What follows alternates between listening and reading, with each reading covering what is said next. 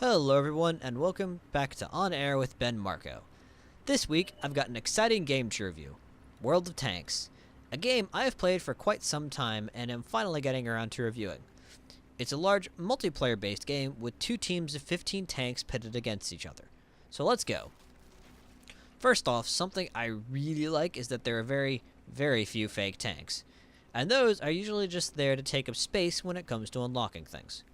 Almost every tank in the game was either built, had a prototype, or at the very least existed on paper. World of Tanks has great gameplay. The battles are very, very fun. Unfortunately, they're not actually all that realistic. But, on the upside, the armor and damage modeling is quite realistic. So if you know where a tank's weak spot is in real life, it's there in the game.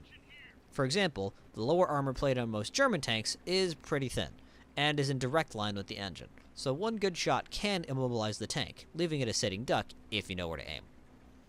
Overall, Tanks takes on more of an arcadey feel to it, which makes it quite fun.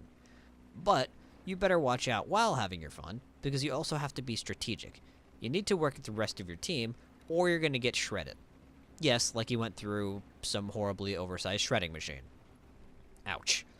So yeah, don't think that you can just run off and kill the enemy by yourself. This is a team game, and the team is important. If you forget that, you will explode in a ball of flames.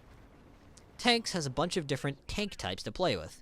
Light tanks, which are designed for scouting and flanking, medium tanks, which are the all-around middle-of-the-road tanks, and heavy tanks, which are the big frontline tanks that form a center point for your team and are my personal favorite to use. For defense, you get tank destroyers, long-range units with accurate guns and low health, and there's also artillery, powerful indirect fire units with armor made of wet tissue paper. Each tank has a role in the battle, and it is your job to knit a team together to coordinate with your others in order to succeed. And now, of course, unfortunately, it is time for the downsides. As much as I like tanks, unlocking anything past tier 5 takes a while. To advance, you need battle experience and silver, which is this game's version of cash. You need experience, so you can actually unlock a tank and upgrades, and silver so that you can buy them. At low levels, this is fine, since nothing costs a lot. But at high levels, things get very expensive, and it does take a while. Add in the fact that higher tier tanks cost more to repair and rearm, and building up the wads of money you need to actually do anything can take some time. And the second downside is, unfortunately, intrinsic into the game itself. Unless you are coordinating with the rest of your team, or have friends to play with, you're going to be playing with a lot of random people, who may or may not be coordinating. Meaning you've got around a 50% chance of actually winning or losing. Which I personally don't mind, because I have fun playing either way.